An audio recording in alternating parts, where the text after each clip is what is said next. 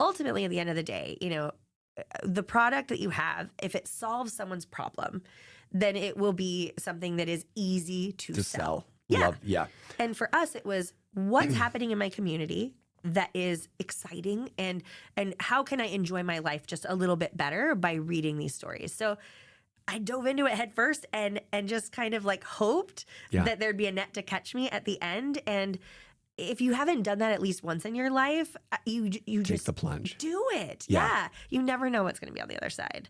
And sometimes it's scary, but sometimes it's everything you've ever dreamed of.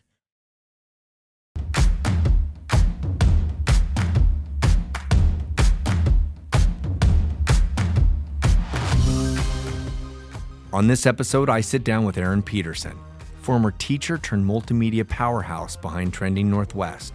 Erin's journey from facing a life-changing health scare to building one of the most impactful regional media brands is a story about finding purpose through reinvention and turning no into opportunity. Erin proves that you don't need to follow a traditional path to build something meaningful. You just need passion, the right people around you, and a bit of creativity and the courage to take that first step. You'll walk away from this episode fired up and inspired by how Erin Peterson turned her why not me moment into a movement right here on Navigating No. Erin, thank you so much for coming on today. A fellow podcaster in front of me, so it's like I'm going to be on the other end or vice versa right now. Yeah, we get to talk so much shop, right? Well, and I'm from Spokane originally, but you're a huge influencer here in Spokane. And how has Spokane changed for you being here? And then how are you influencing Spokane as an impactful person now? Oh my goodness. When I first moved to the area, we were in Post Falls, Idaho before there was a McDonald's. It was a whole thing. The most exciting thing that we did during the day was walk down to Super One and get some snacks at the deli. Like that was really all there was. And so seeing Spokane from that perspective, I just craved that kind of city environment. And I loved how many activities we had downtown, shows that would come to the area. It felt so special to be in the city. And so I always wanted to be a part of it in some way. And when I met my husband, and I have a fun backstory there that we'll talk about later. Oh yeah, we're remedying that. And it has to do with a particular Sith that you are a fan of. Okay. He lived in the Valley, and we fell very quickly in love. And I started to establish a page as an influencer, which was just in the food scene initially. We loved going out to local restaurants and supporting the culinary arts, and traveled. This is the Guild. Yeah. Okay. Great. Spokane Guild. Ooh, you've done your homework. I love it. I do have some ninjas that work with me. So I love that. I want to get to know them too. I might poach them. I'm just kidding. I would never. I always have this thing that I say, I have an assistant named Karin, and she's phenomenal. And Karin, if you're listening, I love you so much. And I always say, everyone needs a Karin, but they can't have mine. But yeah, we started this page, and it was something that I never intended to do anything professionally with. I was an elementary educator. I taught 5th grade. I loved my kids and my team. Jeff and Kathy were the best team members, and we were like the Three Musketeers. Every time we had some crazy idea, we'd all get behind each other and make it happen. These are also teachers, or? Yeah, okay. Teachers. We taught 5th grade at Trent Elementary in the Valley, and it's a tough, crowd. I mean, we had some challenging kiddos, and they knew it too, and they loved that. So it was that Michelle Pfeiffer moment for us. I'll take the chicken, a whole one. Yeah. Dangerous. Yep, exactly. Okay. And we had so much fun getting to spend time with kids, but there was this piece of me that always wanted to explore my creative side, and that was what the Guild enabled me to do. I was really able to share stories from these different individuals in the city who were doing amazing, beautiful work, and I felt like it was really underappreciated. So that sort of grew and grew to the point where I had to make a choice. And being in the classroom, it was what I dedicated my entire life to. So you're a teacher, and you're doing the Guild, which we'll get into in a second, but you're doing that as a passion project, basically. And the Guild, to me, is the idea of like, you and your husband want to go out, and I want to go out, and let's go check out a new Chinese restaurant, and every month let's go try a new place and see what it's like, and maybe do a write-up about it, like a Yelp review, and or any kind of restaurant or bar or something like that. Is that kind of the idea that was initially started with the Guild? Yeah, that was what it was born out of. And we went to lots of amazing fine dining restaurants all across the United States because his job takes him traveling everywhere. And every time we saw a list from a local influencer here about the best whatever, we didn't realize that they were actually getting paid and to promote these places. And we'd go and have a terrible experience because they didn't clearly disclose that. And it really bugged us both. Oh, yeah. We felt like there were so many wonderful places that weren't getting the appreciation Or attention. Yeah. And even from some publications, we would visit the list of the places that were considered the best and had a terrible experience and really wanted to show people what they could get for that same dollar. You know, for $15, you can get a phenomenal meal at any number of places. And I could go into that. It's like my special interest. I could talk about all the different amazing restaurants here, but or you could, you know, go to a chain restaurant and get something that's really terrible that's out of a bag. And when it comes to the arts and culture, we love getting to support that. And so that's where it was born out of. And we really just wanted to share lists that we felt really passionate were quality experiences. That And these sharing the lists are with everybody, the public, like just online. And trying to get a group of followers to tag along. Yep, social media. I had a little baby website at the time, and I didn't know what SEO was. I was just putting things out there, hoping for the best. And the first website I ever made was actually for cheerleading when I was 9 years old, and it was called Cheer Crazy. So I had dabbled in the HTML arts. Sure. Really tried. Keyboarding was my class in high school, so I hear you. It was a good time. I did some keyboarding too. I'm very proud of my words per minute, you know? But it was a learning experience for me. And as I continued to grow in that, I realized that the amount of time I was dedicating to telling more stories than just food, it started to expand into small businesses, and especially with small businesses struggling to get any kind of media or advertising that's high quality and that's local. That's where I started to see my genius zone hit. And I knew that I was going to have to make a choice. And when it comes to no, I got my first no from my body. And while I was in the classroom, I was diagnosed with a rare type of tumor. It was a neuroendocrine tumor near my pancreas. And I'll never, ever forget how suddenly that happened and how much I had to think through some really big decisions really quickly. And because my husband and I are big foodies, you know, we had all kinds of dreams and plans to someday, you know, go to Michelin star restaurants and do all these incredible things. Fine dine everywhere, right? Oh, yeah.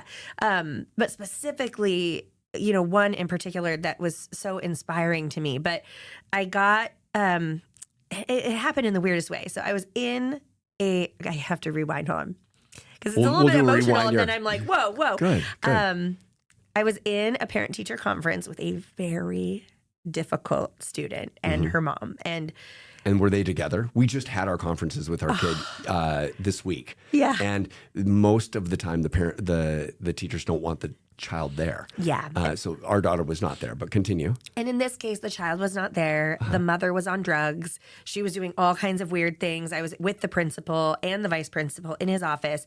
And all of a sudden, I just felt this really intense pain, as if someone was just pressing into my stomach as hard as they could.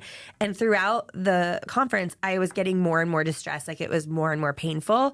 And I knew something was not right. And what a weird way to figure that out. You know, like it's just so physically present. And I looked at my principal and I said, I need to leave. And he knows that I would never do that, especially in the middle of a conference. Sure. And I was white as a sheet and just sweating because I was in so much pain. So I left and my husband met me at the hospital, and I went through a series of different tests and procedures, and they ended up saying, you have a mass that's a concern and we want you to go get a biopsy. So okay. So you get this news, Yeah. and they don't have an answer for you right away. You have to wait. Yeah. Isn't that the worst? Like, I've had knee surgeries. I've had all different kinds of surgeries, and when they're like, "We got to do an MRI, but we can't diagnose that," the doctor has to get back to you in a week, or it's just like, that wait can be unbearable. That one was wrecking me, especially with something as serious as a tumor in a rare location like I had. Yeah. It could be very deadly, and I had an amazing doctor, Dr. Shukreja at Providence. He absolutely crushed it. I was so lucky because he was very calming and very encouraging throughout the process. And I wasn't feeling particularly religious at the time, but he prayed with me and it was really impactful. But he worked at Cancer Care Northwest. They're an amazing organization and business here locally that serves so many people. But I went in, finally got the biopsy. They were able to rush me in because they were concerned too. Yeah. Oh, yeah. 100%. They had a cancellation. And so I went in same day but that was, I think it was like 3 weeks in between finding out there was a mass and then going in for the surgery. Were you still in pain? Oh yeah, tons of pain. Okay. And So 3 weeks of somebody pushing up against you the whole time. Yeah, and just feeling, this general malaise and the pain would like kind of ebb and flow. Sure. 1 minute it would be totally fine and manageable, and the next minute it would be so excruciating. I couldn't think, I couldn't sleep, I couldn't do anything. And luckily, my team at school was so supportive and amazing, and they made sure that I had a substitute teacher in there immediately. I didn't have to worry about a thing. My boss even said, "Do not look at a computer. Do not stress about your kids. Yeah. We've got this." So I was very lucky that no was, no, focus on your life and your health. Like everything else can wait. Because I was so passionate about my job and I really loved it. But Well, and you care. I mean, Yeah. it's funny, but it's like your health is number one. Oh, Because yeah, if you're 100%. not healthy, then nothing else is going on. And it's almost like all of the other problems in our lives disappear if something is wrong, right? Have you ever been in a car accident? oh, I have. Yeah, that's no fun. No. And so when you're in that car accident, it's like time stops. Yeah. And somehow wherever you had to get just disappears. And everything just slows down so much. So it's very similar. Okay, so you have this pain, constant pain. Everybody is on your side. You have this confidence team behind you, a support system that are picking you up. And then where are you at? So I was able to go in, get the biopsy, and of course my husband was a wreck. My parents were there. My kids were worried about me.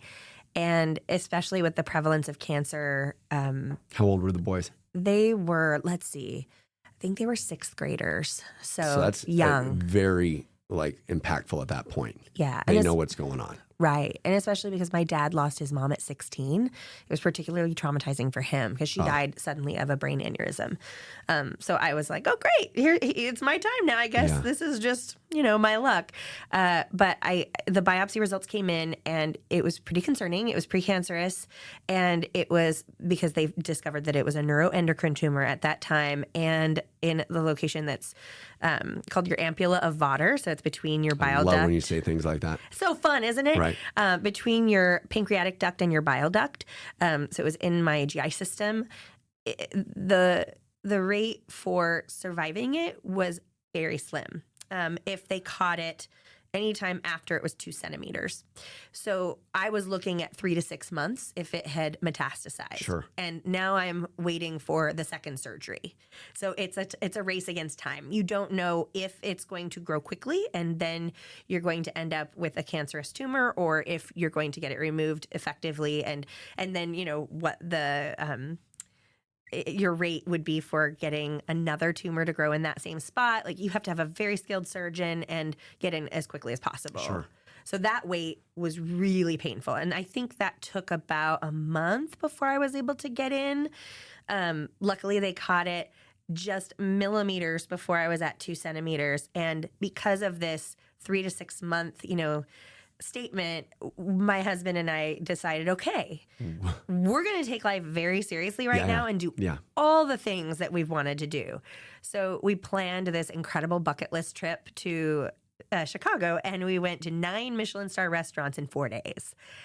And it was amazing. Absolutely amazing. But I will say that because it took so long to get all these reservations, I went in for my second surgery. Dr. Shrukasia was able to section it completely away and remove any possible, concerning tissue. And I didn't have any issues with it until another year later, but I was given a totally clean bill of health. So by the time we went on this amazing bucket list trip that was intended to be, if you don't make it. The last hoorah. Yeah, a Last Supper, truly. Yeah. It was, we went to a place called Alinea, and even the experience of that taught me so much, because here I thought that, okay, if you go to a Michelin star restaurant, it's going to be light years better than anything you could ever experience here in Spokane. Sure. Right? Or anywhere in the world. And we went, I can't even say the name of the restaurant because I don't want to shade him because it was, I saw the intention, but the whole experience was so bizarre. Have you ever been to a restaurant that has a Michelin star of any kind? No. I highly encourage you to do it. And the reason is it will just blow your mind. I know Michelin chefs, but and the owners of the restaurants. I just have never been. We were supposed to go in Tokyo actually, and it's always books out. And so it's on my bucket list for sure. Yeah, definitely something to like plan for and save for because it's not cheap. And we dumped, so much money on these reservations. I wasn't even sure if I'd be alive to go to. Sure. But this one in particular, there was a show called Chef's Table, and the chef had lost his ability to taste because he had developed a cancerous nodule on his tongue.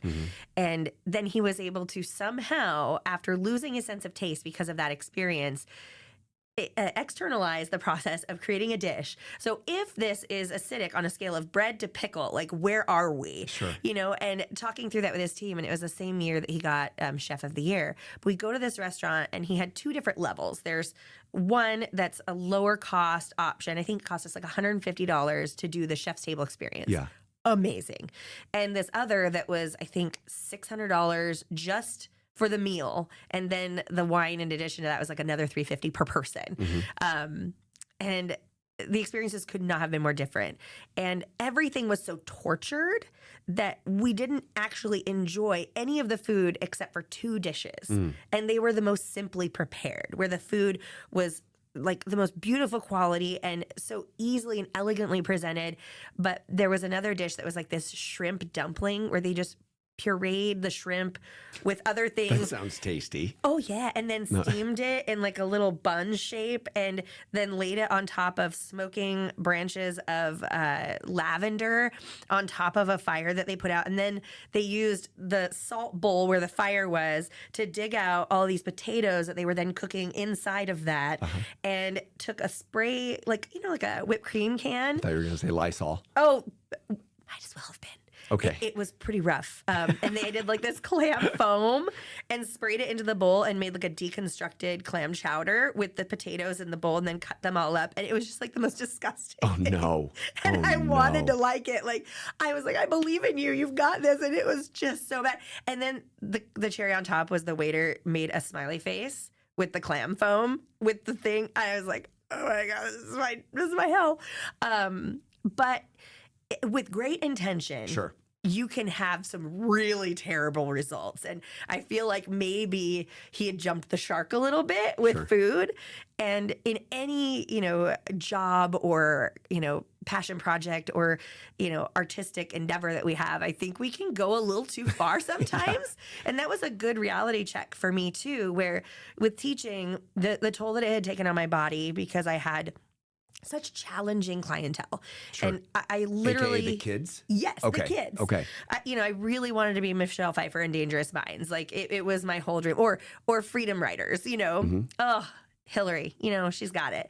But I couldn't continue to operate at that level. Like, I was getting up at 5 a.m, getting into the classroom at 6:30, working all the way until the alarm would be set off when the janitor would come through and say, hey, you really need to leave. Like, I'm leaving. And I couldn't keep going at that rate. Well, and I think that's a big shout out to the educators because they do put their heart and soul behind the kids. And I do know that it's sometimes you get a bad teacher or whatever and they're in too long or whatever, but most of the people are there not to become millionaires. They're there because they enjoy the process and helping kids grow and become better people. And I see my daughter's school right now and it's everyone there, their motto is be kind. Aww. And it's so amazing when you're lucky enough to have teachers and the educators and then the staff and the principals who really care and put everything behind it. So I can understand that. But so you're there and you're now at this crossroads where you're like, it's taking this toll on my body, and you haven't monetized the guild yet, I'm assuming, because it's a passion project. What is the process? Because you're just coming off of am I even going to live? And B, you're recovering physically. And then what am I going to do with my life? Yeah. I mean, and the other challenge that was really interesting was after the surgery, I actually had to be on a liquid diet for 3 months so that my gut could heal. Yeah. So I became a broth wizard. Like, it is my gift. And anybody that gets sick, I'm like, hold the phone. I'm going to go make you some bone broth that's going to blow your mind. Okay. So the thing that I was covering was food. And now I had this huge change, and all of the complications from the surgery also made me diabetic. So now I had even more limitations as to what I could eat. And it changed my life forever. But right at this time, something unusual happened, which was the global pandemic. So the year that I left the classroom in July, and I decided to give up my continuing contract, which was a choice. That's tough because it's a great, solid job. Yeah. And people aspire to be that, aspire to get that, like especially with tenure or something like that. That's the goal. Yeah, it was huge. And it was, a secure income so I had to ask my husband, hey, would you support me in doing this crazy thing and making content creation a full-time gig? And he was so supportive and was behind me 100%. How did that happen? Yeah. How did you gain his trust? Was it from the beginning, or like you had to sell it to him, or you were a partnership? How did you have such a great partner that believed in you and supported you through no matter what? Well, it's back to the Sith story. Okay. So I'll take you back a little bit because this will help you understand who this guy is. Okay. And I had been through a really horrible marriage the first time around. My ex was in the military, was an operative, and then became an Apache pilot and had a lot of issues after the war.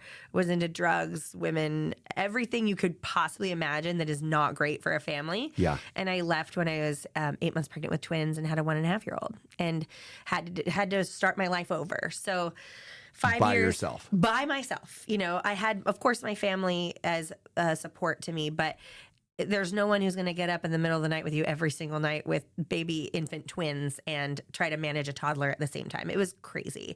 My gosh. We talk about that all the time, my wife and I, and it's like, I don't know how a single parent does it. Whew. And then luckily if you have two, and then really lucky if you have family around, because it takes an entire community to help raise a child and have any sanity. I mean, it is rough, and that is a full-time job. So that is just one more setback for you. Continue. Yeah, it was wild to me. And so when I met Rob, it was about 5 years after I had the kids, and the twins were 5 and Will was 6. And they didn't have any involvement from their dad at all. He was off with his own family. I think he was on wife number 2 or 3 then. Now he's on 4. Or 5. In and out of jail, the whole thing. So I was actually living in people's basement, two different people's basements, to try to just survive that, and on every kind of government assistance. And I was so ashamed by that, but it's so important for people who need it to just go and fill out the forms. Like, don't make it about the process, make it about, this is why we have these supports. It's so helpful, and it got me back on my feet. I was able to go back to school while I had them young. So I was doing class online at night and that during the day. So Rob met me because we were online dating at the time. Like, back when Plenty of Fish and OkCupid were a thing. No kidding. Like, it's the biggest. So I went on like 60 first dates. I was not afraid to say no to every single guy that I felt like had bad intentions. And there were a lot of them. And my ex's best friend, when he was in the military, actually sat me down the night before I left. And he was so worried about me because he knew everything that was happening behind the scenes that Isaac wouldn't tell me. So he's like, listen, guys are going to treat you like garbage as a single mom. Do not let them. Like, you have to just shut that door quickly and move forward and move on. So many, many first dates in, Rob messages me out of nowhere. And I thought either this guy is completely insane or he is like the kindest heart of gold human that I could ever hope to meet. And he wrote me this very detailed, very long message. And it was like, He put intent and purpose behind this. He was trying to win you over. Oh, yeah. Okay. And he had actually seen my profile before because a couple of friends of mine put a profile up for me saying, like, you have to go through us before. And I found out about it, put a stop to it, whatever. But he said, hey, I've seen you around on a couple of different platforms. And I know that it says you prefer to date single dads. But if it may please the court, like winky face. Yeah. And I was just like, what is this guy? Okay. I would love to have the opportunity to show you what it's like to have someone truly love you and to show your boys what it's like to have a man who actually cares about their mother in their lives. And I was just like, okay, but you've got to be thinking this is BS, right? Yeah. Okay. Oh, all yeah. right. I think he's totally nuts. Okay. And Because that's how I start every letter of mine. Yeah, All right. 100%. Yeah, no one does this. In. No one. So I was like, okay, this could go one of two ways. But did he ask for $1 million as long as you got him out of Tibet and he's the long lost king? Interestingly, he didn't. And he just had these like great conversations with me. So I very like timidly was like, okay, hey, nice to meet you too. Real weird, but cool. Yeah. And I ended up giving him my phone number because I thought, okay, no harm can come of like actually having a real conversation and seeing if this guy really is as nuts as he sounds. Sure. And the first phone call that we had, we talked for like 7.5 hours. Phone call number 2 is like 8.5. We literally started talking the night, like the moment my kids would go to sleep. And we would talk until the sun came up and we were both like, oh, dang, it's time to get to work. Oh my God. Have a great day. I love that because I think our generation did that. Mm-hmm. And I think that that was when you got your own phone, and I'm talking a cord phone. Oh, yes. And you could go into your room and shut your parents out or your siblings, and you're in the room, and I would fall asleep on the phone. And like the girlfriend at the time was like, are you awake? Or like, oh, yeah, I'm awake, right? And I just think that's something that's missing now. I think everything's so fast with texting. But okay, so I'm all in. I'm understanding Rob's inspiration here. Yeah, he was also all in. Okay. Phone conversation number 2, he said, I'm not even exaggerating. So, how long would it take for you to, like, I don't know, consider getting engaged to someone, for example? And I was like, oh, this guy has no game. And I said, okay, let me just stop you right there. Because I'd been burned badly, like as badly as someone could possibly be burned in a relationship. And I said, hey, so here's my advice to you. Like, I can tell you're kind of like not good at this. Don't ever ask someone that in a second conversation. And if you were to ever consider asking me that, wait 1 full calendar year. Yeah, you're pressing a little bit aggressive, but yeah. And I'm like, you just slow your roll a little bit. Mm-hmm. And he goes, oh yeah, yep. Oh no, I didn't mean it like to you. Later, I found out, oh yeah, it was definitely he wanted to know. And did you guys only saw each other with pictures, or this is what kind of texting or not? Oh yeah, only pictures. Okay. Only pictures. And he had like his profile picture was like him holding a Demitasse cup going, and I was like, this is what is happening? Sure. But so anyway, then one day, this is important. Okay, so rewind. One of the things that was so intriguing to me was that on OkCupid, they had this ability to like answer a bunch of questions. Mm-hmm. And we answered hundreds and hundreds of questions because we're both like bored and alone, right? We had 98% compatibility on this program. And so I thought, oh, dang, maybe there's something here, right? And I looked at like the answers that he wrote to questions and I thought, oh, this is interesting. So one day I was at the mall, which was weirdly like, I think 5 minutes away from now what is our house. Sure. And he lived there as a single guy in a beautiful home that was a new build home all by himself. 3 bedrooms, just like sitting there waiting for a family, which is also real weird. But it was a smart decision because at that time, real estate was cheap. So he was, forward thinking in that way.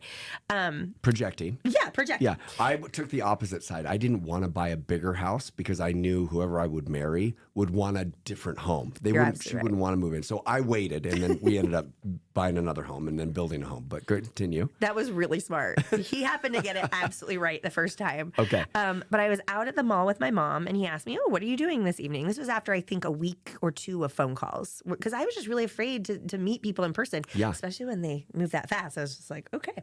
But my mom is a former cop. She was an LAPD cop an LAPD cop for several years, and before she was a teacher.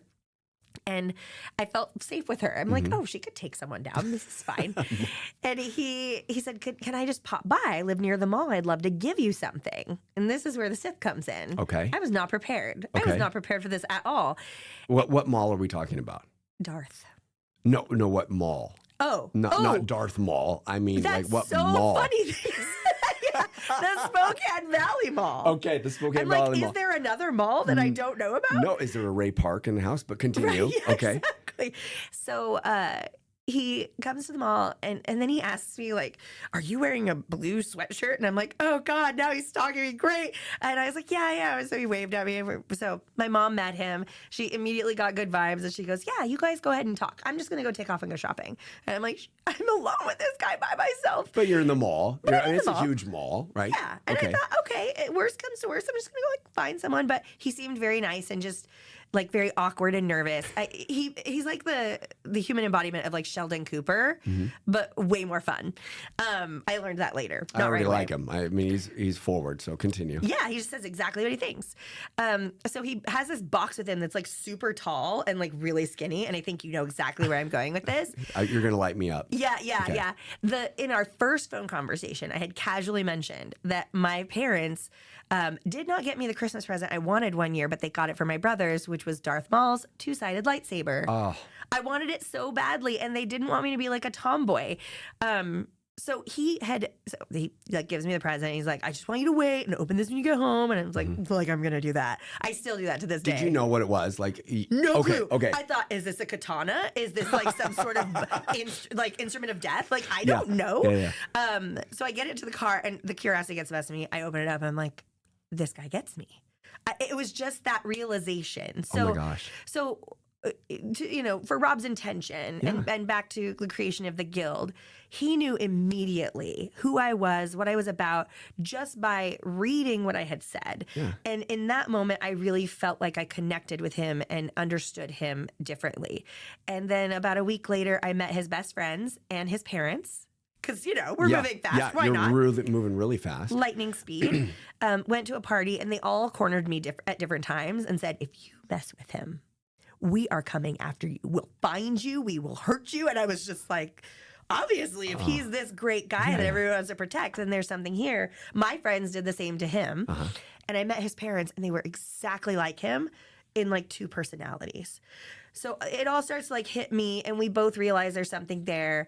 About 70 days later, he asked my dad to marry me. And my dad is the most conservative, slow roll kind of guy. He did the right thing. He asked. Yeah. Okay. And my dad was like, absolutely. He just knew. And that was so surprising to me because they had been very against my first marriage and dragged it out as long as possible, like begging me not to do it because I was young. Yeah. I think I was like 20 years old when I got married and fresh out of, 2 years of college and needed to figure my life out first. But we got married. It's been 12 years, and this guy has been behind me every single step, every decision I've wanted to make.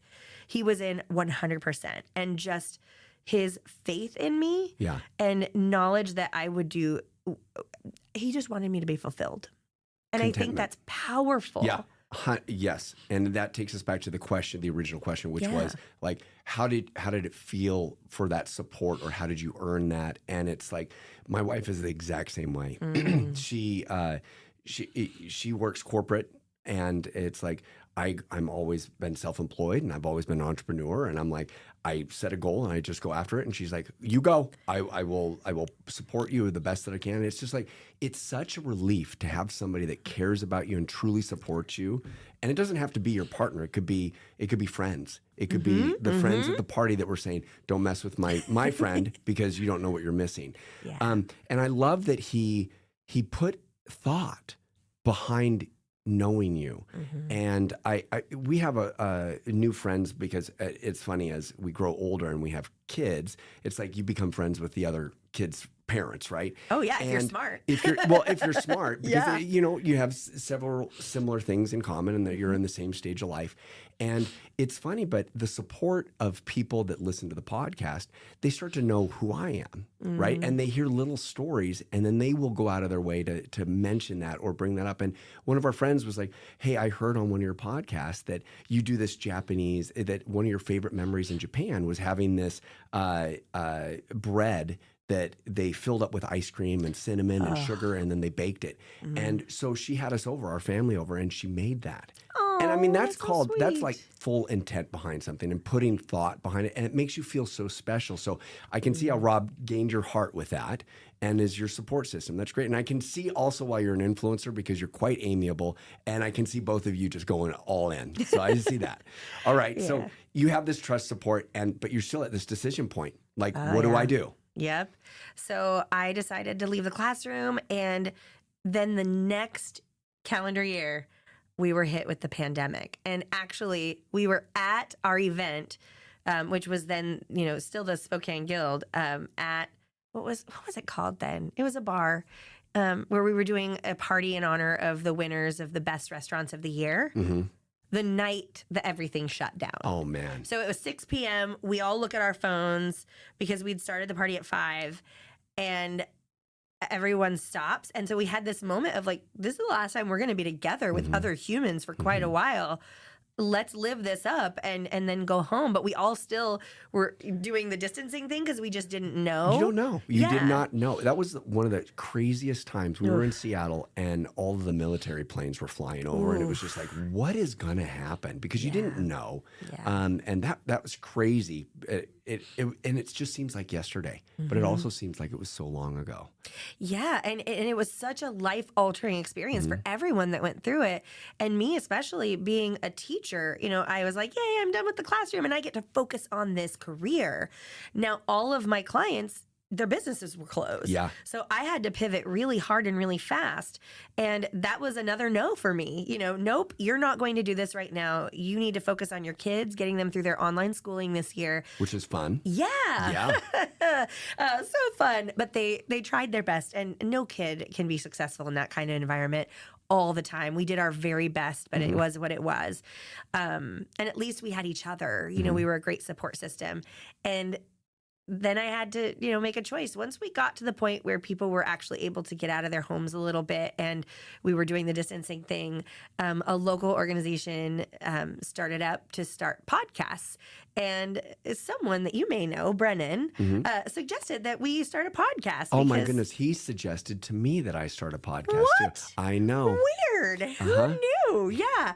And what's interesting is that is where everything started for me. So, we took the podcasts that we had done during that early time where we had like partitions and masks on all, just with one guest, doing everything that we should do because we were very particular about that. I think it's like the caregivers and educators in us that just wanted to be as safe as we could. And especially because I had just survived, a life-altering diagnosis.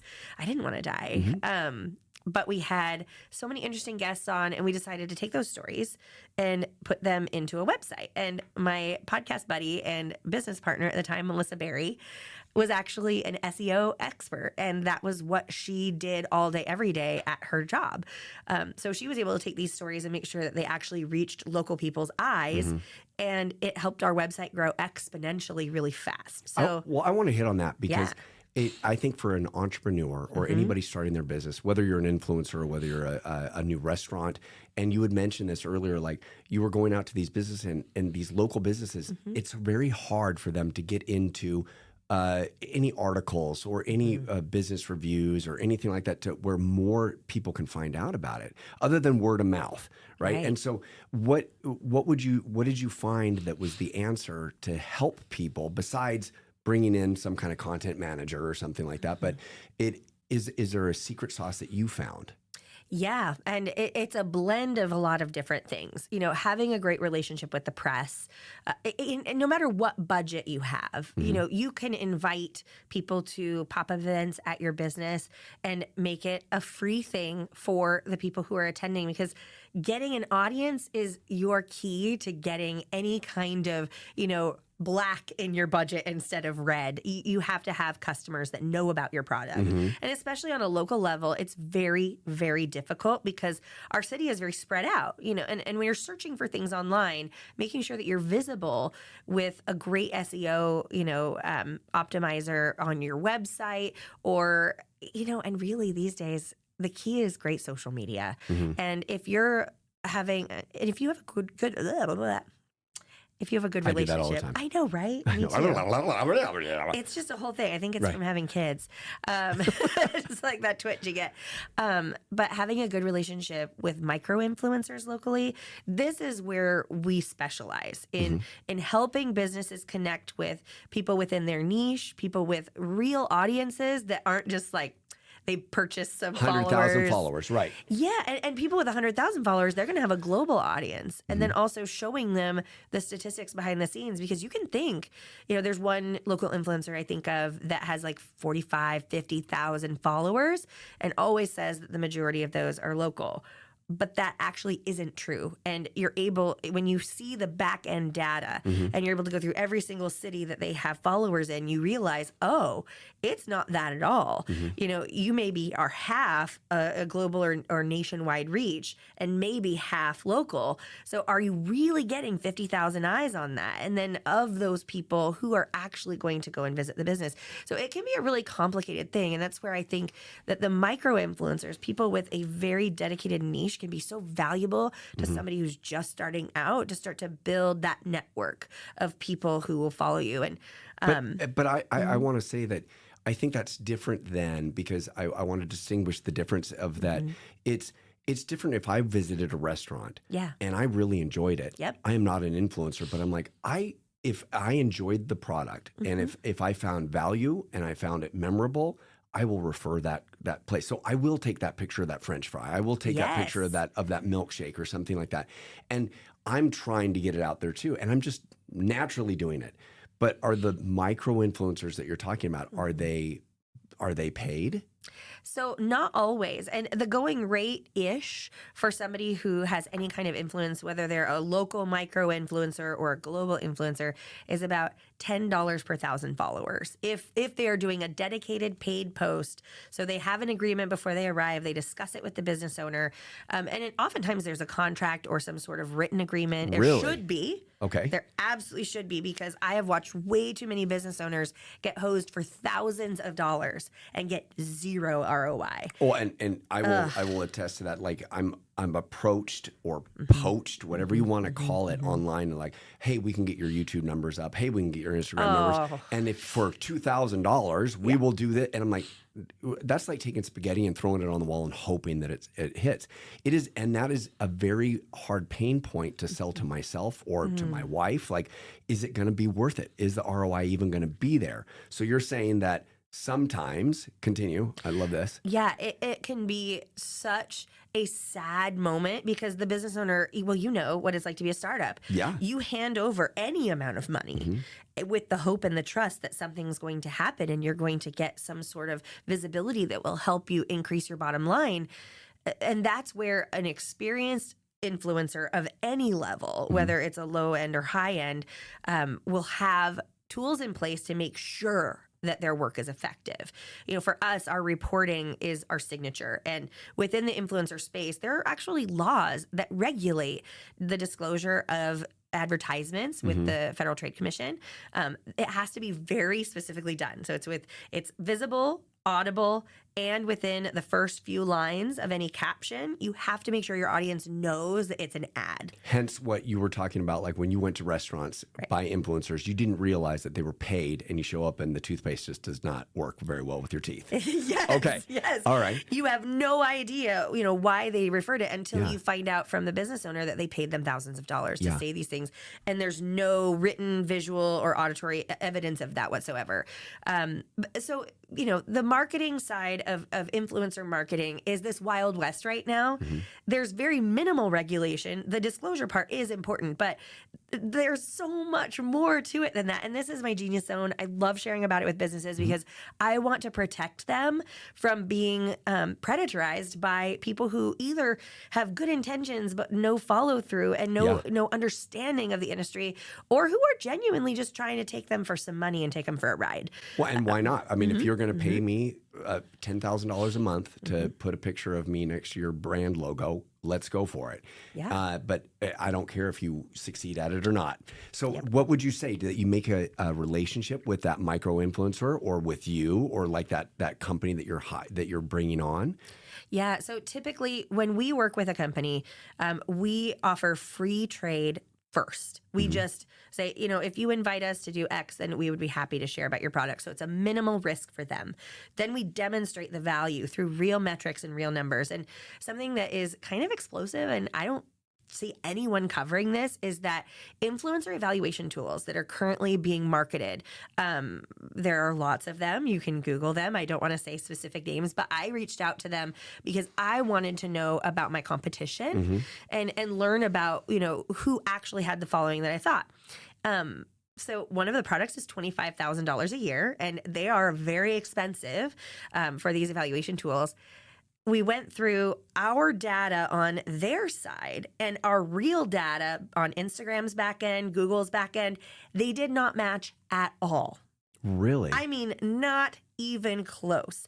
And it was shocking to me because, then you are questioning, well, which one is real? Yeah.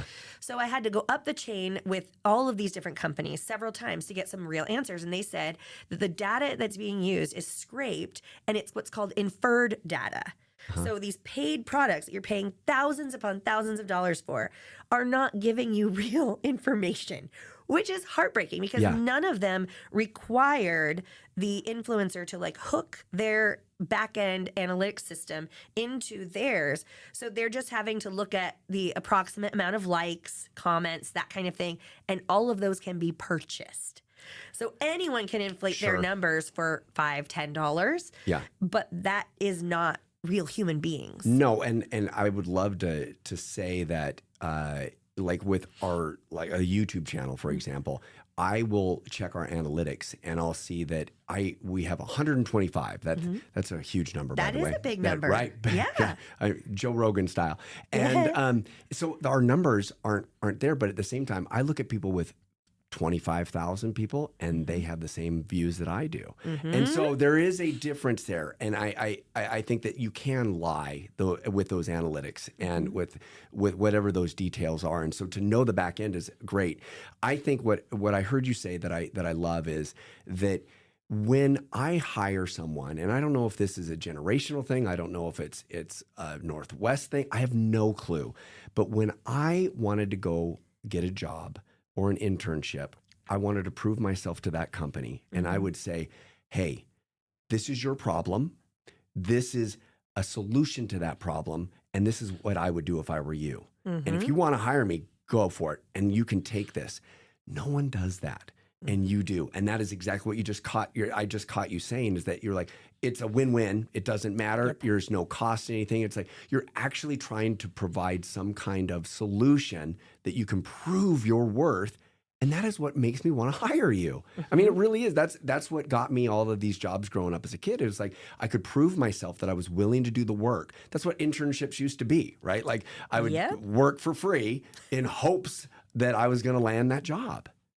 And that is exactly the perspective that I come at it from, and especially because it wasn't an industry that I had gotten my education in. I was a teacher by trade. So, communicating messages on camera and, being in front of people was very natural to me. It's the naturalness, yeah. Yeah, and the data and the analytics side as an educator, you're looking at your kids and where they're at, and you want to improve those metrics the best you can.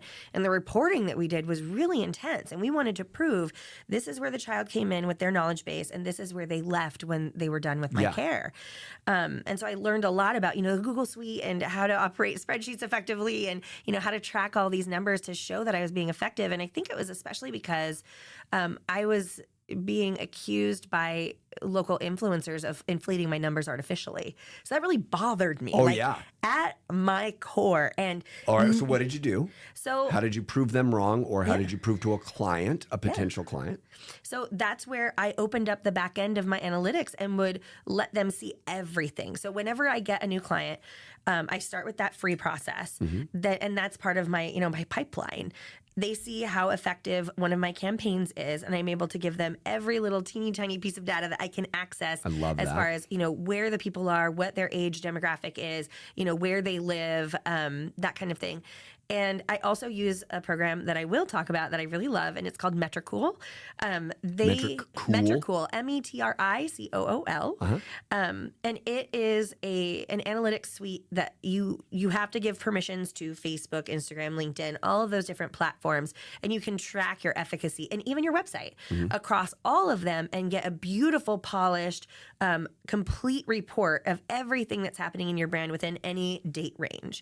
So I give that to my clients along with my rates and my marketing kit. They know exactly how many people in Eastern Washington follow my page. I can go through every single city and get the percentages and demonstrate that very clearly, so there's no question of where my audience lives. And that's a core value of mine.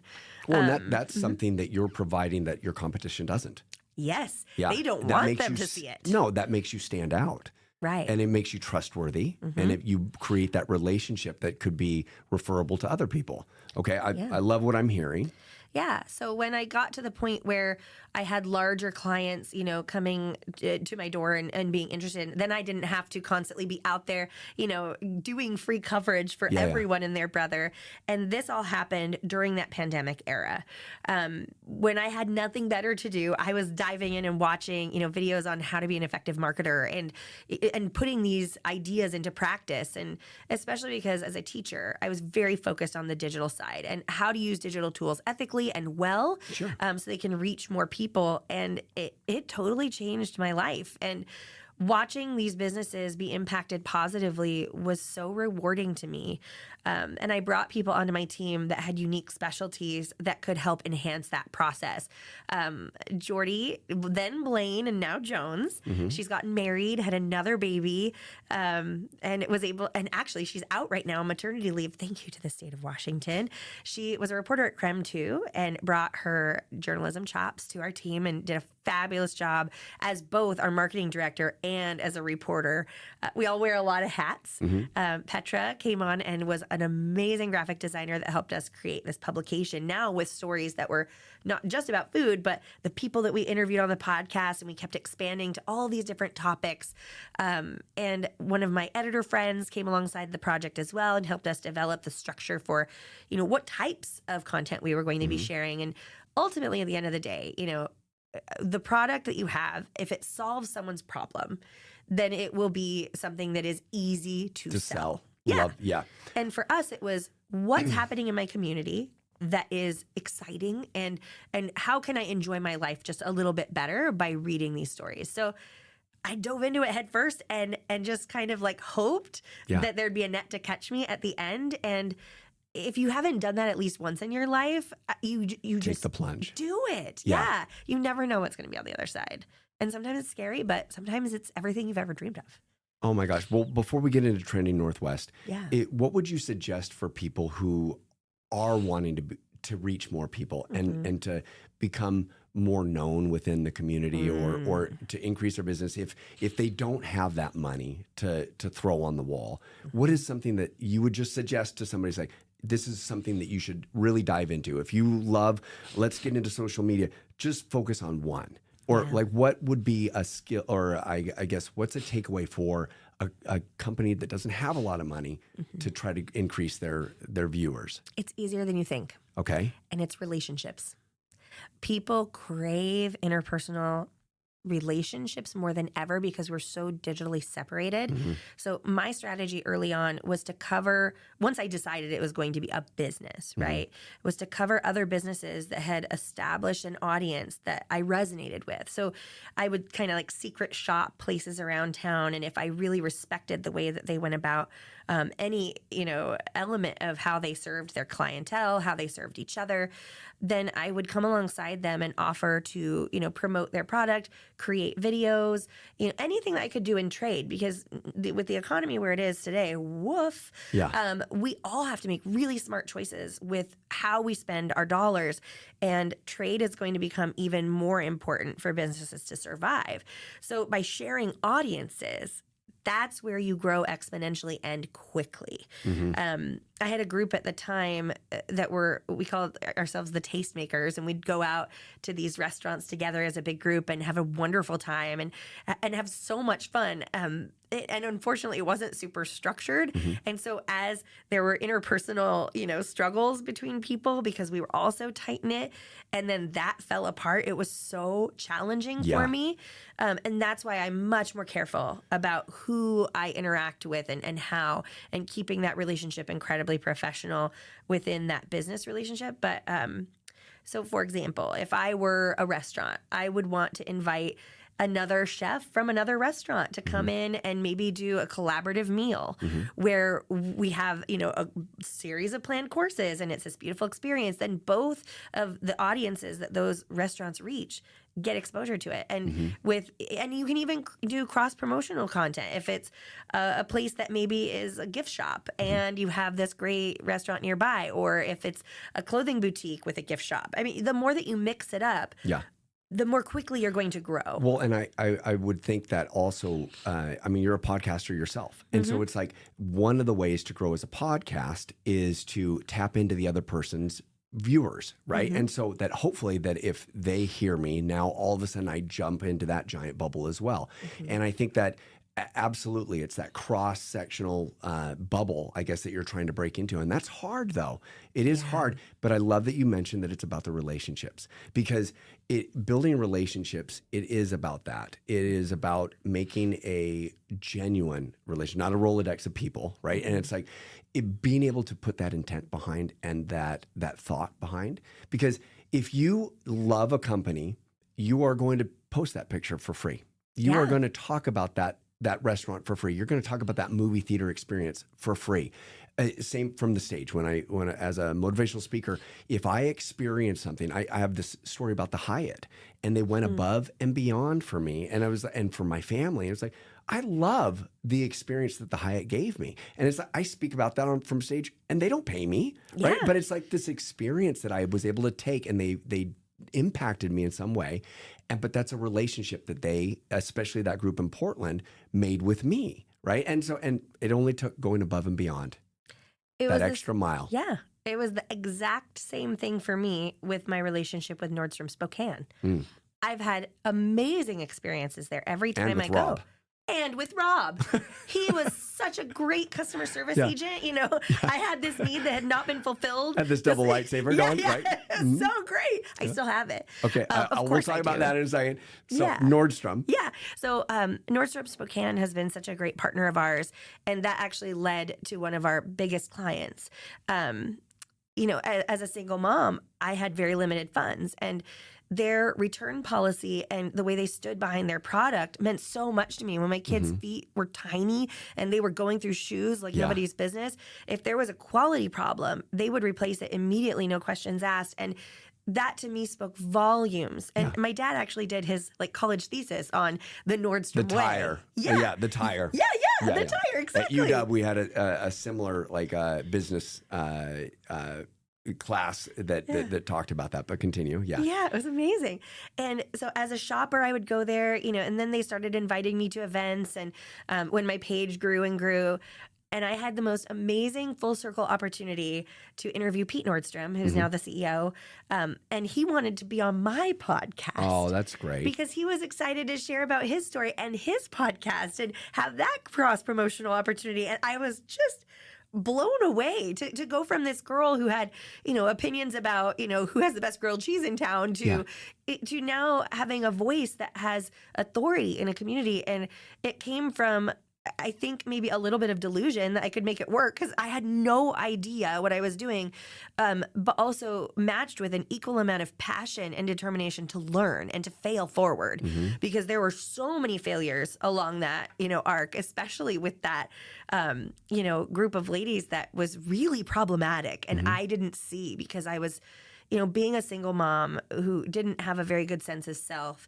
I was just letting anyone access me for any reason and not really thinking, oh, wow, that behavior was a red flag. Maybe I should back up a couple steps and protect myself. So, within the realm of no, I had to learn at a certain point where my boundaries were too. Absolutely. To deliver that no can be just as difficult as hearing it sometimes, right? And you have to be able to tell people no. Because your time is valuable and your sanity is valuable. And I know a lot of people that just say yes to everything and they take on too much, and then it's not a great quality product, it's not a great service. And you have to be able to say, no, it's okay. Do you have a specific line that you always use when you tell somebody no? Oof. I think each no has to be as different as a fingerprint, because each interpersonal relationship is so different and people can take it so personally, and it's painful to hear no. So I'm an incredibly empathetic person, and sometimes I have to put myself into that headspace where I say, this is just business. This is what's best for you. This is what's best for you. So, one of the relationships that I approached, I said, hey, here are the different concerns that I have. I would love to talk with you and sit down and really, discuss what our next steps are. And next steps, I think, is really important because a no doesn't have to be the end of a journey completely. Right. It can be a diverting. It can be, maybe I'm walking parallel to you for a while, but not, engaging with you. And one person was causing a whole lot of damage to the work that I was doing within this group of ladies, and was causing them to be really angry. And I was getting phone calls about her every single day, from different people for completely different reasons. Sure. From, taking money that she shouldn't have, to inviting people and setting up meetings and charging the person to introduce people, and then saying she was the president of my organization, and all these bizarre things. And I don't know what her intentions were or what was happening, but I considered her a friend. So I finally had, after multiple reminders and saying, hey, did this happen? And her totally denying everything, finally had to say, hey, so I really care about you, and I really value the friendship that we've had. And it's like the praise sandwich thing, which is a cliche, sure. But you really want to make sure that they understand that it's not personal. Yeah, it's truly not personal. No.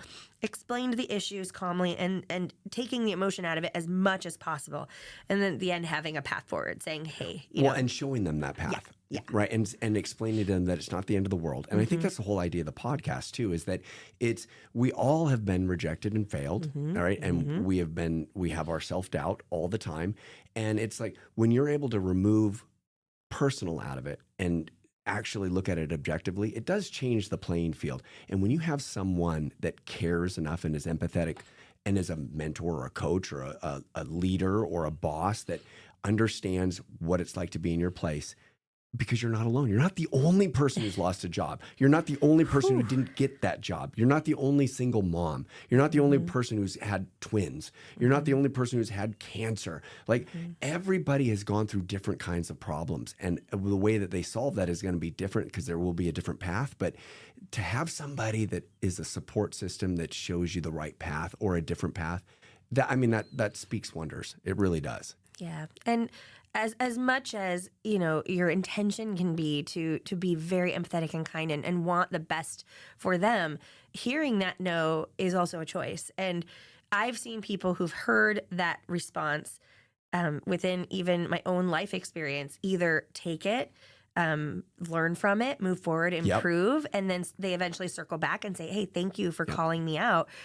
And then there's the opposite, where they get very angry, reactive, vindictive, and then you're, like protecting your neck. You know what I mean? Yeah. Like an earthquake is coming. And I've experienced both. And especially being on the receiving end of no so many times, you have to get good at taking that answer and learning from it. Yes. And even with those that I feel like maybe irrationally felt a certain way about me, it still taught me something. I learned really quickly to invest my time in what I believe in the most and not to waste my time with, petty discussions around how to navigate relationships with people who are genuinely just not going to be respectful at a certain Or bring you up. Yes. Yes. Yes. And also I've learned really quickly too that people who want to talk about other people when they first meet you in a negative way without knowing anything about you, that is to me the reddest of all flags. You should tell that to our daughter. Yes. Yeah. Mm-hmm. Oh my gosh, girls are the fifth grade teacher in me. Like I have been in the girls' bathroom when I walk in and at recess, and there are nails flying everywhere, and they're fighting over somebody buried a scarf on the playground. Real thing, actually happened, because she stole it from her friend. She didn't want her friend to find out. Like she was gonna go dig it up later. Yeah. What? Any interpersonal relationship can go awry. Men in the workplace, same thing. It's a lot more nuanced there. Mm-hmm. I watch that with my husband, who, being the Sheldon that he is, sometimes doesn't quite see it, and I'm going, no, don't hurt my husband. Yeah. But within those relationships, just being patient, being teachable. I think that's probably the biggest takeaway. Yeah, because you don't know everything. Yes, and one the does. moment that you realize that, it is a big epiphany, because if you're the smartest person in the room, you need to get into another room, right? And yes, every single day you learn something. I try my kids if they say they're bored, I'm like, then let's learn something. Let's be creative. Let's do something different, because there's never a moment that you should be bored. You should be learning something. And now with YouTube or anything like that, I can learn how to change a screw on a car. And I'm like, there's a video for that. I'm like, it is amazing how much information is available to us to learn and to continue to improve ourselves. Yeah, the knowledge base is increasing exponentially every day. And so kids today, I know that parents are like, oh, they're on their devices all the time. But the expectations that are on them to know more and faster than ever. Fifth graders were doing things that I would dream of doing until I was in college, you know? And influencers now are the younger generation. Yes. Right? And they are so smart. Oh my gosh, kids are able to figure things out you would never believe. And I watched it with my own kids, their ingenuity with whatever it was, whether they wanted to get the bottle of chocolate syrup that was in the cupboard and they, ninjaed their ways on the counter and whatever, to now they're able to repair the dishwasher by watching a YouTube video when it goes awry when their dad's out of town. Yeah. But with all of this, like with great power comes great responsibility, with AI and the ability for people to just... Did you read Anxious Generation? No. Oh, it's a pretty good book. It'll scare you, but it is a pretty good book. And I know that our school system is trying to apply that in the Central Valley district. So it's a good read. Kids too. It's a good read. We're very lucky. Very lucky to be CB kids. Yeah. Even though I was a Fair Saxon, I still love the Central Valley now. Yeah. So if somebody was trying to get into becoming an influencer, because everybody wants to be an influencer. Everybody's, I want 100 million followers. I want this. I mean, I'm not going to lie. I would much rather not have 125 subscribed people on this, right? But if everybody wants to be an influencer, if you were to say to be a successful influencer and they're just starting out, what would you say? Don't try to grow too fast. I've watched this with a local influencer, local-ish. She was originally from Seattle. I met her when she had about 10,000 followers. So she'd gotten a pretty significant following. And then overnight, her page exploded to like 80,000. And you'd think that was great. Dream come true. Done. Wash your hands, walk away, you make $1 million. But it's sustaining that's so challenging. And so I look at influencing as a sustainable project. I want to grow with my audience, so that your clients and my clients, to not make big mistakes that are very costly. And in her case, she tried to use a trademarked phrase for a local event and got slapped with a big lawsuit. Not a fun experience to get to have, and interestingly enough, was not humble enough to realize that what she did was wrong. Yeah. And being young, she made a lot of bad choices. And so that was another, relationship that I distanced myself from. But to have the humility to know that as an influencer of any, level, The best way you can grow is to provide quality content to your audience. Are they getting something valuable genuinely at the end of the day out of what you're saying? Then keep believing in yourself and try new strategies. There are all kinds of influencers for influencers out there, and they're actually really helpful. I really like Rachel Peterson, and that's RachelPedersen. She has amazing advice for people trying to grow their audience and works for a lot of big brands in the marketing departments. And does a very effective job of communicating them by showing you. And another thing that I do if I'm helping someone else try to understand how to grow their page is I say, okay, tell me who your dream influencer is that you would like to be. Now give me a list of 10 more that are at a lower follower count. And you study them. You look at what they're doing, what is working, what videos are getting the most reach and influence. And another thing that's really important, and you keep saying that 125 number, and I want to say, if you imagine that you are standing in front of 125 people, you feel a little nervous? No, I don't. But you don't, but no. Somebody might, because that's a lot of people to be looking at you. Right. And those are the impressions, right? And absolutely. I'm on the same page. And every single one of those people matter. Because if they love what you're doing, they're going to share that with their friends, and it will grow in a slower way. But you may one day wake up all of a sudden with some amazing idea. Brandon, did you hear that? One of these days. One of these days. You just never know what video is going to hit. Oh my gosh, this is so embarrassing. One of my best videos I used CapCut for took maybe 15 seconds because I was actually kind of mad at the business. Because I didn't have the best experience. And I was like, I'm obligated to share something. And it wasn't that they had paid me anything, but they did offer me something for free. And so I literally spent 15 seconds, put it up there, and it got like 80,000 views. And I was so angry. Oh my gosh. I got like 1,000 followers from that. So it was fine, and at least it was within my niche. So always do content that's within the content that you want to produce. Otherwise, you might be stuck doing something you don't enjoy. You know, like somebody has their kid on for one video. Ooh, I had that happen too. My husband and I were surprised. My dear, amazing husband, who was such a long-suffering man in this. We were surprising the kids with a trip to Disneyland, and I decided to video part of it for my family. No intention of sharing it except for with them. And it went so hilariously that I decided to share it and put it on YouTube so that I could send the link to my family and friends and they could watch it. But I had it on private initially. And then a local news station got a hold of it. They wanted to share it. And then Jukin Media wanted to license it. And it ended up paying for our trip to Disneyland, which was amazing. That is awesome. But now I have this very useless YouTube channel with like 7,000 followers that I will never use. And I don't want to have a bunch. They kept saying, where are the kids? Bring the kids back. And it was my husband sitting, like hiding in a box and then popping out of it very unexcitingly going, yay, we're going to Disneyland. And the kids started crying because it was 3 a.m. And I just used the term 3 a.m. Disneyland surprise. And at the time, 3 a.m. videos were trending and I didn't know it.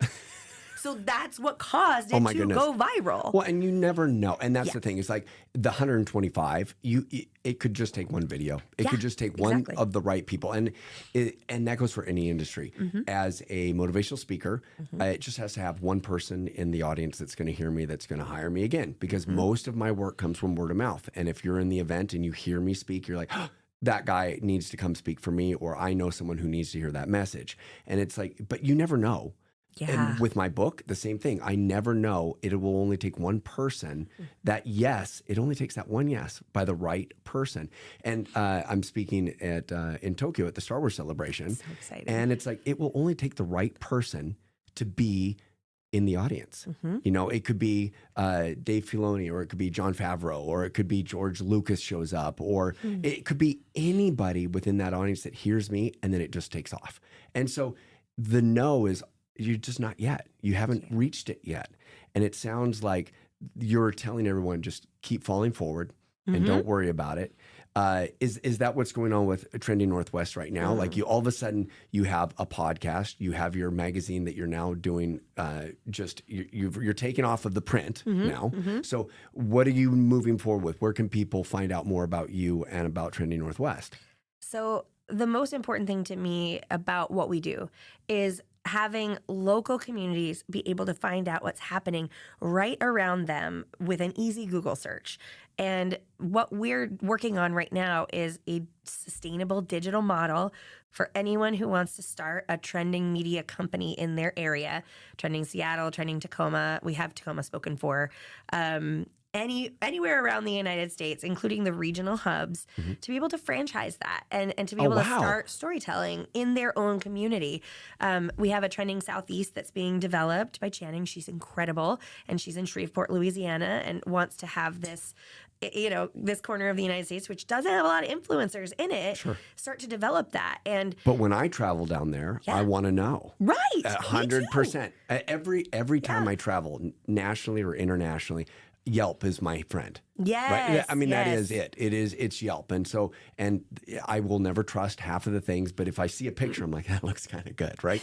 So that is a need. Yeah. That is something, or you're providing a solution to things, okay? Yep. And so we wanted to focus on a business model that didn't depend on print, where anybody could start it at any budget and they could scale accordingly so that they can share the stories that are being lost in our communities.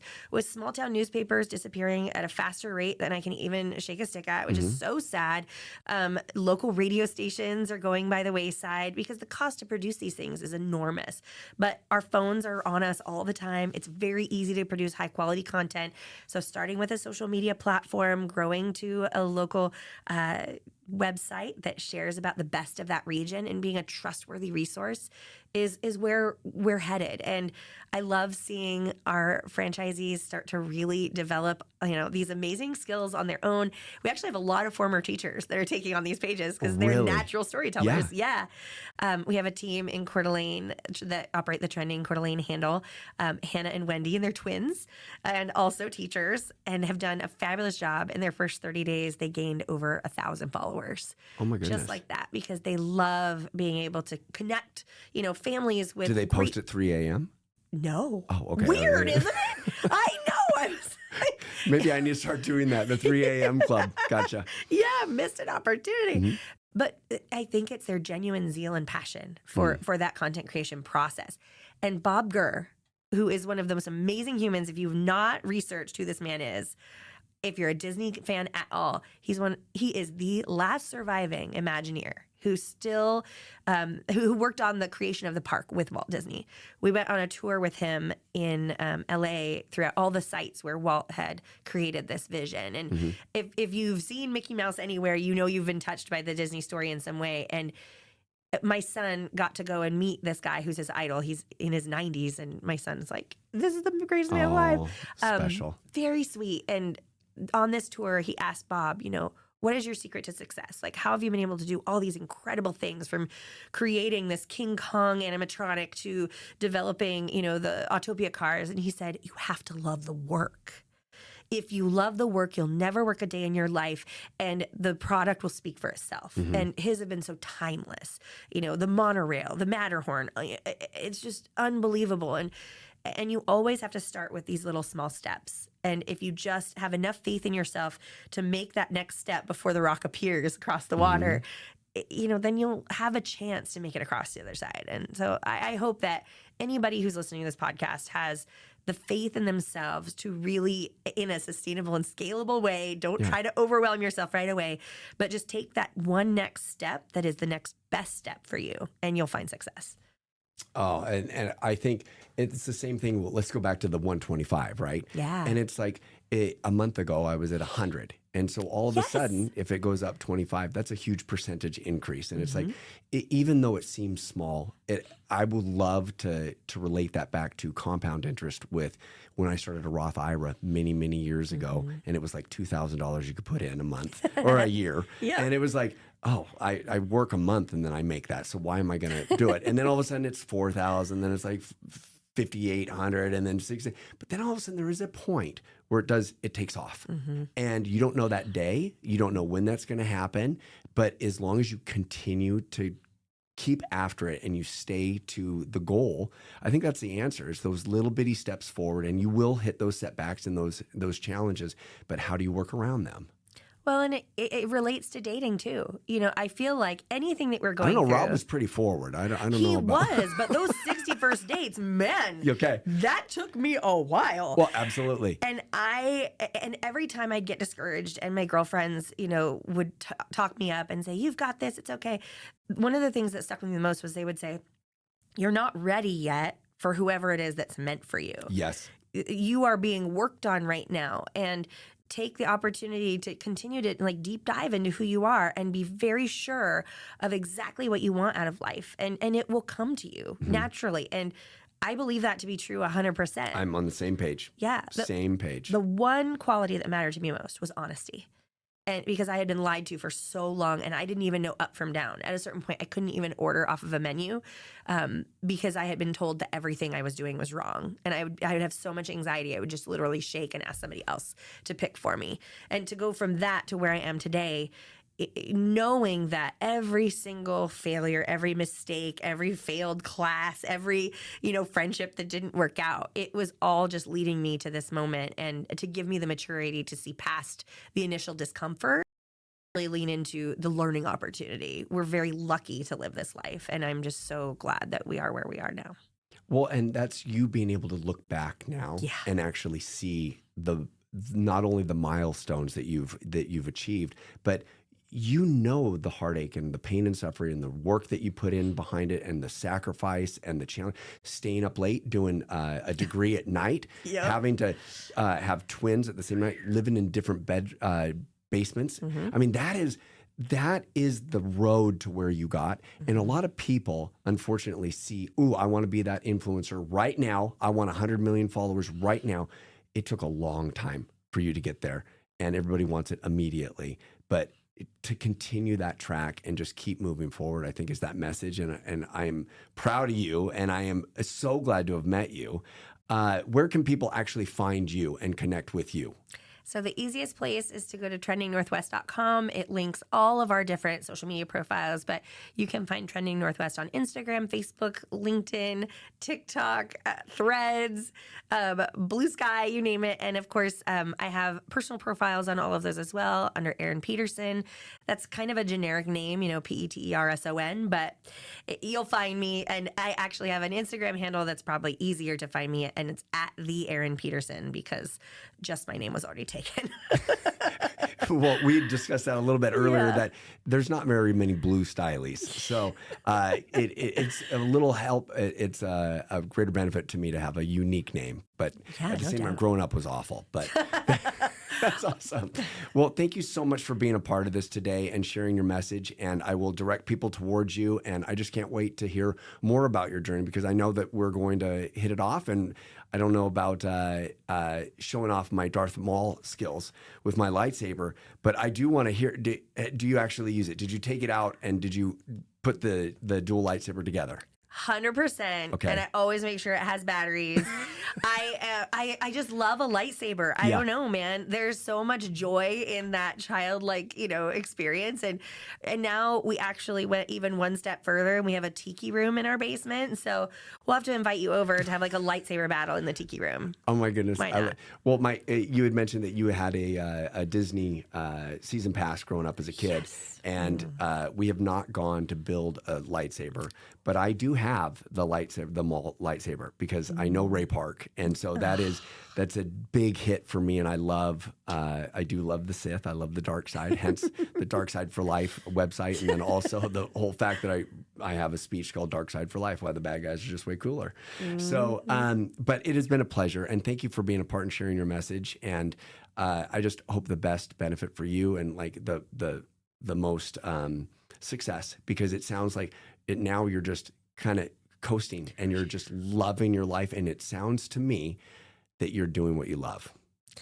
I truly am. And I really appreciate the opportunity to come and chat with you and to learn more about your story, because there's so much value in looking at life through a little bit of a different lens and viewing a no with a lesson instead of harm. So yeah, and not becoming that victim. Well, you're welcome, and thank you for being a part, and also to your team, because you couldn't do it alone. Oh, whether never. it was Rob or your boys, or it's your team behind you at Trending Northwest, and it's like, I think that is a secret sauce for a lot of people, is having that support system and believing in yourself. So thank you for being a part of this today. My pleasure. All right, Erin, thanks.